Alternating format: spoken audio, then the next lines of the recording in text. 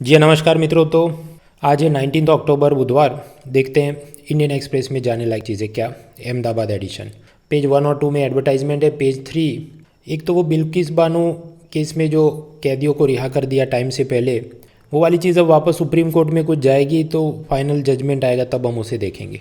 गुजरात में अभी इलेक्शन आने वाले हैं तो बहुत सारी जो इलीगल कॉलोनी और मकान बने होते हैं उन सबको रेगुलराइज कर दिया जाएगा ताकि वो लोग खुश रहें और रूलिंग पार्टी को वोट मिले। तो ये चीज़ एग्ज़ाम के लिए काम की है क्या?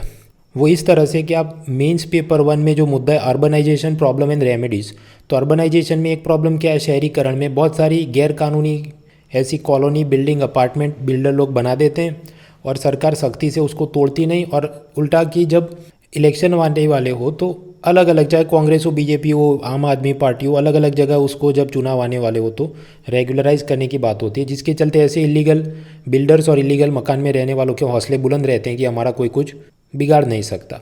So it encourages the construction of such things.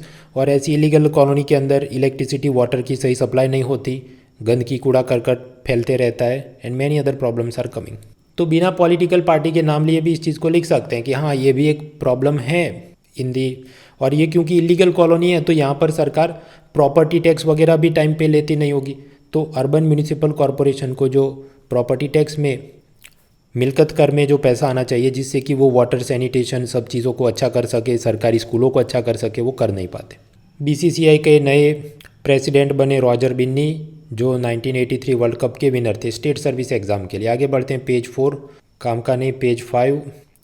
मित्रों, ये गुजरात गांधीनगर में डेफ एक्सपो या डिफेंस एक्सपो ऐसा एग्जीबिशन हो रहा है, तो उसके बहुत सारे फोटोग्राफ और वो सब कवरेज है। और साथ ही साथ यहाँ पर इंडिया अफ्रीका डिफेंस डायलॉग हो रहा है, जिसके अंत में आया गांधीनगर डिक्लेरेशन, जिसमें ये कहा कि हम साथ में ट्रेनिंग एक्सरसाइज करेंगे।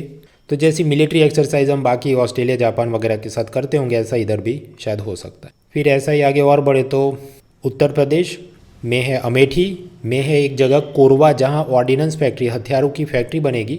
और उसमें खास बात यह है कि AK-203 ये वाली राइफ़ल जो असल में रशिया की है उसका भारत में उत्पादन होगा।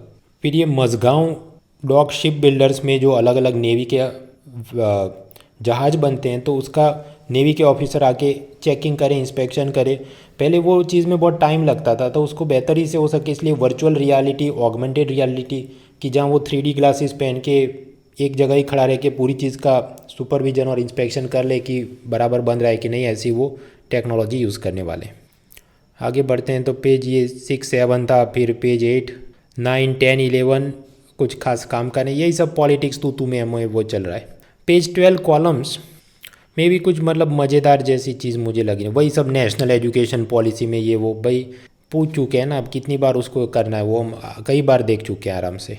पेज 13 तो वहाँ ये डायरेक्ट बेनिफिट ट्रांसफ़र से क्या फ़ायदे हैं वो भी हमारे पास इनफ है, इसमें सब आंकड़े दे के ही लंबा किया, बाकी नया जानकर कुछ मज़ेदार नहीं है।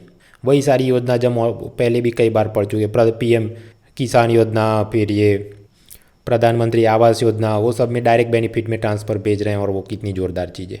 फिर मनीष तिवारी जो कांग्रेस के लीडर हैं, उन्होंने कुछ लिखा है कि ये जो CDS chief of defence staff की पोस्ट है वो पार्लियामेंट की अनुमति के बिना कुछ बनाई है और ये सब ठीक नहीं हो रहा है या कुछ पन एग्ज़ाम पॉइंट ऑफ व्यू से कुछ जम नहीं रहा है। सौरव गांगुली के बारे में column again exam point of view से जम नहीं रही है। पेज 14 राशि भविष्य काम का नहीं, 15 पे एडवर्टाइजमेंट, 16 पे मिनिमम सपोर्ट प्राइस, उसमें सरकार ने कुछ बढ़ोतरी की, हम पढ़ने नहीं बैठेंगे क्योंकि अगले साल जो इकोनॉमिक सर्वे आएगा जनवरी फरवरी, तो उस वक्त उसमें होगा पूरे साल में एग्रीकल्चर में क्या क्या, तब देख लेंगे। इंटरपोल उसका general assembly session new Delhi में हो रहा है, उसमें प्राइम मिनिस्टर ने सब कहा कि ये जो करप्ट लोग और जो ये लोन की धांधली करके भाग गए हैं उन सबको सेफ हेवन ना मिले, आतंकवादियों को सेफ हेवन ना मिले, इसके लिए सबने साथ मिलकर काम करना जरूरी है। मित्रों, कुछ दिन पहले हमने ये देखा कि कैसे पार्लियामेंट की एक कमेटी थी जिसके parliamentary committee on official language, और उसके बॉस थे होम मिनिस्टर खुद, तो उन्होंने कुछ ऐसे सब रिकमेंडेशन दिए थे कि हिंदी का उपयोग और बढ़ाना है। तो तमिलनाडु की जो विधानसभा है उसने इसके खिलाफ रेजोल्यूशन यानी प्रस्ताव पारित किया है कि ये हिंदी को हम पर थोपा जाए, वो चीज़ हमको मंजूर नहीं है। साउथ इंडिया में पॉलिटी के दूसरे समाचार, तो केरला के गवर्नर ने ये कहा है कि अगर कोई केरला का मिनिस्टर कुछ ऐसा बयान देता है जिससे पद की गरिमा खराब हो तो फिर मैं उसको मिनिस्टर के पोस्ट से हटा भी सकता हूँ। क्योंकि वो कॉन्स्टिट्यूशन में कुछ ऐसा लिखा है कि ये जो सीएम और जो मिनिस्टर हैं they hold office at the pleasure of the governor, तो मैं अपना प्लेजर हटा दूंगा और उसको निकाल दूंगा। हालांकि जो मिनिस्टर को अपॉइंट करना है या रिमूव करना है वो सारी चीज़ों में उसने सीएम और जो मेजोरिटी पार्टी की है जो काउंसिल ऑफ मिनिस्टर है उसके अनुमति के हिसाब से करना होता है। खुद से एक एक मिनिस्टर को गवर्नर हटा नहीं सकता। ऐसी लंबी लंबी एक्सप्लेन सीरीज चलिए हम पढ़ने नहीं बैठेंगे, क्योंकि ये मंथली मैगजीन जो आएगा उसमें उसकी समरी होगी, तो कौन सा आर्टिकल है क्या है वो सब उधर देख लेंगे। फिर ये यूनिफॉर्म सिविल कोड, समान नागरिक संहिता कि हिंदू मुस्लिम सिख ईसाई सबके ऊपर मैरिज डाइवोर्स एडॉप्शन इनहेरिटेंस के एक समान कानून हो, उसकी जो सुप्रीम कोर्ट में जिरा चले। बॉल बाय बॉल हम नहीं पढ़ेंगे, फाइनल जजमेंट आने दो, अपनी एग्ज़ाम कल सुबह नहीं है। अभी मैं कुछ एक प्रोग्राम में था तो वही सब करंट अफेयर्स कैसे करें, लोग छाती पीटते रहते हैं। भाई क्यों छाती पीटते रहते हैं? करंट अफेयर्स ऐसा तो है ही नहीं, ये तो रोज़ करना पड़े, तो मेरी भी मजबूरी है तो मैं ऑडियो नोट बना रहा हूँ, बाकी इसमें कुछ नहीं है आज जाने लायक। तो फिर ये महाला नबीस जिन्होंने ORS ओरल रिहाइड्रेशन थेरेपी बनाई थी, डायरिया के वक्त आपको ग्लूकोज, सोडियम क्लोराइड या table salt and sodium bicarbonate यानी बेकिंग सोडा का मिश्रण पाली में घोल के पिलाएंगे तो जिसको डायरिया दस्त हो गए उसको थोड़ी राहत रहती।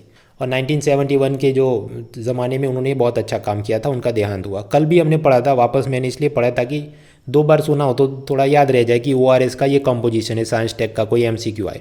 एक्सप्लेन सीरीज़ में ग्लोबल वार्मिंग बढ़ रही है, हाँ भाई जानते हैं हम, इसमें नया जाने लायक कुछ खास नहीं है।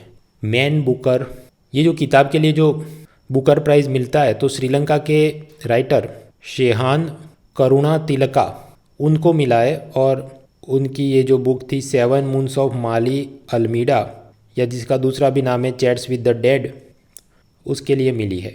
ये जो किताब है उसके अंदर थोड़ी ह्यूमर भी है। वो ऐसा कि कोई एक फोटोग्राफर है माली अल्मीडा, तो श्रीलंका में जो वो LTTE के साथ सिविल वॉर गृह युद्ध चलता था कि वो सिंहालीस मेजोरिटी और ये जो तमिल माइनॉरिटी है उनके बीच जो ये LTTE वाला सिविल वॉर चल रहा था, उसमें ये कोई वॉर फोटोग्राफर है और वो मर गया है। फिर उसकी आत्मा या भूत वापस आता है और वो देखता है कि वो तो मर गया है, और फिर कि किसने मुझे मारा इसको ढूंढने के लिए वो पूरे देश में घूमता है। उसका सब ह्यूमरस सटायर उसने लिखा है, और फिर उसका ये कहना है कि मैं इस अवार्ड को लेते वक्त उन सभी के नाम लेने चाहता था। अवार्ड की ये जो स्पीच होती है उसमें कि जितने सिविलियन इनोसेंट एक्टिविस्ट जर्नलिस्ट मर गए थे, लेकिन उनके नाम लेने बैठूंगा तो पूरी रात इधर ही ख़त्म हो जाएगी।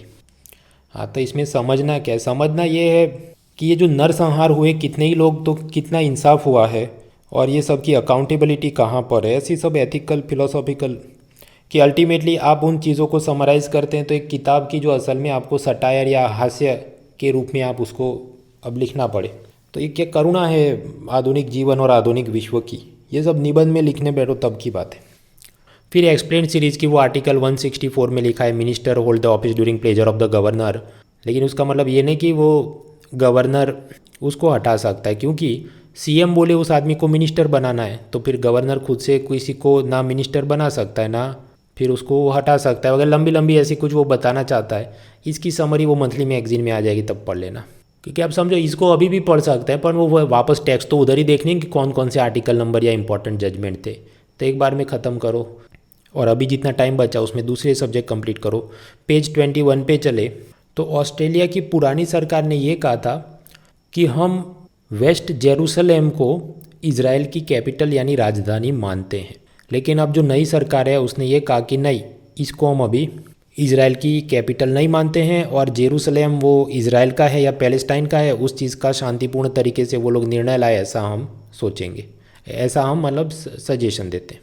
फिर एक चीज़ है, अमेरिका में प्रेसिडेंट जो बिडेन ने एक वेबसाइट खोली है studentaid.gov कि जिन जिन लोगों ने एजुकेशन लोन लिया है उसकी लोन माफ़ी या लोन कैंसिल करने की ऐसी वेबसाइट है। प्रश्न, तो तुम हमको क्यों बता रहे हो UPSC में किधर काम का है? मित्रों, हम भारत में देखें तो किसका कर्जा माफ़ होता है? किसानों का। क्यों माफ़ होता है? क्योंकि सरकार को वोट लेने। इकोनॉमिक सर्वे ने तो अपनी ओर से कहा है कि ये नहीं करना चाहिए और इससे इकोनॉमी को फ़ायदा नहीं नुकसान है। अब देखिए अमेरिका में तो वो किसानों का कर्ज माफ़ नहीं कर रहा है, वो विद्यार्थियों का कर्ज माफ़ कर रहा है। उसका कारण क्या है?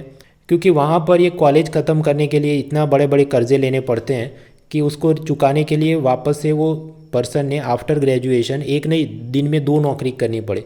सुबह कहीं वो ऑफिस में काम करता हो और शाम में मैकडोनल्ड के अंदर काम करता हो, या अमेज़ॉन का डिलीवरी बॉय या ओला उबेर चलाता हो, तब जाके उसका इतना पैसा है कि घर भी चला सके और अपना लोन भी दे सके। तो ऐसे सब लोगों की मदद के लिए ये कुछ एजुकेशन लोन माफ़ी की चीज़ चले। अब इसका एग्जैक्ट क्या प्रोविज़न है, कितने डॉलर तक माफ़ होगा, वो सब हम पढ़ने नहीं बैठे, हम सिर्फ एक लाइन में कि हाँ ये ऐसा कुछ हो रहा है। इसको और आगे खींचना हो तो ऐसा कि कैपिटलिज्म, पूंजीवाद, तो अमेरिका में तो सब फ्री मार्केट है ना, तो कंज्यूमर इज़ द किंग, तो सब अच्छा होना चाहिए, तो फिर ये सब प्रॉब्लम क्यों है? वो इसलिए कि हर जगह प्रॉफिटियरिंग, कॉलेज वालों को पैसे लूटने हैं और सामने इतने जॉब्स नहीं है, education has become very expensive because of free market. तो स्टेट की और गवर्नमेंट की भूमिका क्या है, उसने एजुकेशन को अफोर्डेबल रखना चाहिए वगैरह वगैरह। आगे बढ़ते हैं पेज 22 इकोनॉमी, तो कुछ काम का नहीं, वो वही सब बॉल बाय बॉल कमेंट्री की एयरलाइन के किराए बढ़ने वाले हैं, एनआरआई लोग डिपॉजिट कम कर रहे हैं वगैरह वगैरह। अच्छा कोई डेवलपमेंट मुझे लगा तो वो ये है कि national highways authority of India NHAI की, जो कि एक स्टैट्यूटरी बॉडी है हाईवे मिनिस्ट्री के नीचे, उसने ये कहा कि अगर ख़राब किस्म के रोड के चलते कोई जान हानि होती है, कोई बड़ा एक्सीडेंट होता है, तो हमारे जो रोड इंजीनियर जिन्होंने ठीक से इसको चेक नहीं किया वो सब उसके लिए लायबल होंगे और उसको सज़ा करवाएंगे हम लोग। तो यही सब UPSC paper 2 governance, good governance, paper 4 ethics में सोचने कोट करने की केस स्टडी, क्या ये जो है इसको देखते हुए बाकी भी जगह पर कुछ करने की ज़रूरत है कि अगर कोई बोर्ड एग्ज़ाम में कोई पर्टिकुलर डिस्ट्रिक्ट के अंदर सब स्कूलों का बहुत बेकार रिजल्ट आता है तो उसका डिस्ट्रिक्ट एजुकेशन ऑफिसर उसको जिम्मेदार किया जाए। ये उत्तर प्रदेश में जापानीज़ एनसीफिलाइटिस या अचानक से हॉस्पिटल में इतने सारे बच्चे मर जाते हैं, ऑक्सीजन का कुछ प्रॉब्लम हो जाता है, उन सब के लिए भी उसका जो भी civil surgeon, district medical officer, उसको अकाउंटेबल रखा जाए। ऐसी हर जगह अकाउंटेबिलिटी तय हो, थोड़ी धाक रहेगी, तभी ऑफिसर सुस्ती से नहीं सख्ती से खुद भी काम करेंगे और गुड गवर्नेंस को बेहतर कर सकते हैं।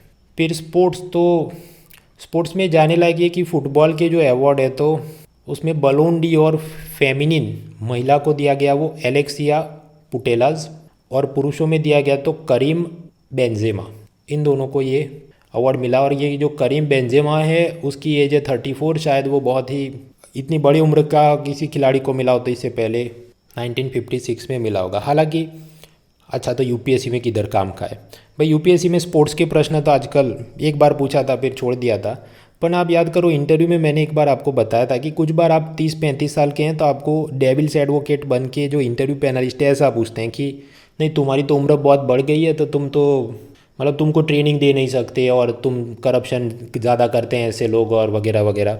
तो उसके काउंटर आर्ग्यूमेंट में क्या है कि ये एज और एक्सीलेंस का कोई ज़रूरी नहीं कि नाता है कि कम उम्र का है तो अच्छी ट्रेनिंग वो करेगा और वो कभी करप्शन नहीं करेगा। अभी याद करो वो कहीं एक हमने पढ़ा था, वो फर्स्ट अटेम्प्ट में क्लियर किया था वो फीमेल IAS ऑफिसर ने, और वही बड़े से करप्शन केस में पकड़ी गई है। और सामने इधर आप देखिए 34 का है तो भी ये वो बलून डी और जीत रहा है। तो जो डिसिप्लिन है, प्रोफेशनलिज्म है, वो एज के साथ नहीं इंसान के कैरेक्टर के साथ जुड़ा है, और वो कैरेक्टर बनता है उसकी जो भी family upbringing, role of teacher, role of society, peers वगैरह वगैरह।